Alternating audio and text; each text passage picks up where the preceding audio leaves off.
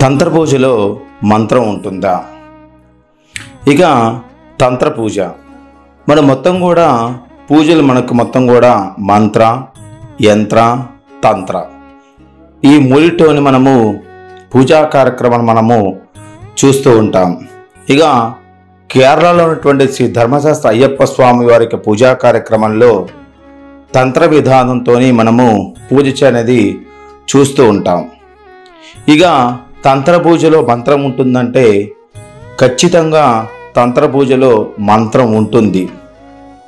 తంత్ర పూజలో మాత్రం ఖచ్చితంగా మంత్రం చదవుకోకుండా తంత్రం అనేది చేయకూడదు. కాబట్టి మంత్రంతో పాటు, యంత్రంతో పాటు, తంత్రంతో పాటు ఈ మూడు కూడా మంత్రం మీద బేస్ అయి ఉంటాయి. మంత్రాలు అనేది ప్రత్యేకమైన శక్తి కలిగి ఉంటాయి.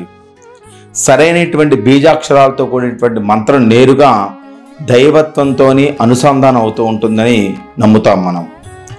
ఇక తంత్రంలో ఉన్నటువంటి మంత్రాల యొక్క ప్రాముఖ్యత ఏంటంటే, తంత్రంలో ఉన్నటువంటి మంత్రాలు ఆచరణలో అంతర్భాగం. ఇవి పూజని నిర్దిష్టమైనటువంటి ఉద్దేశంతో దేవతను ఆవాహనం చేయడానికి తంత్రంలో ఖచ్చితంగా మంత్రం ఉపయోగించాలి. ఇక ప్రతి దేవతకి ఒక యంత్రం ఉంటుంది, దాని అనుగుణంగా ఒక మంత్రం ఉంటుంది. అదేవిధంగా తంత్రానికి కూడా దైవత్వానికి సంబంధించేటువంటి ఒక భౌతిక ప్రాతినిధ్యం ఇచ్చేటువంటి బీజ శబ్దాల రూపమైనటువంటి తంత్రం అనేది ఉంటుంది.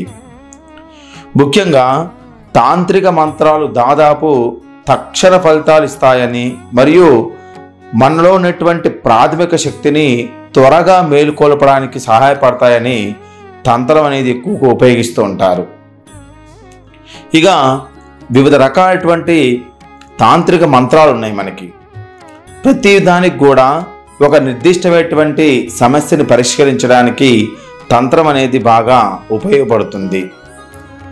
ఇక తంత్ర పూజ అనేది మనము ఖచ్చితంగా మంత్ర విధానంతోనే చేయాలి. అంటే ప్రతి దేవతకు కూడా గణపతి పూజ ఉంటుంది. గణపతి పూజతో పాటుగా సమానమైనటువంటి తంత్రం అనేది కూడా ముద్ర అనేది ఉంటుంది. మంత్రంలో నుంచి వచ్చిందే ముద్ర.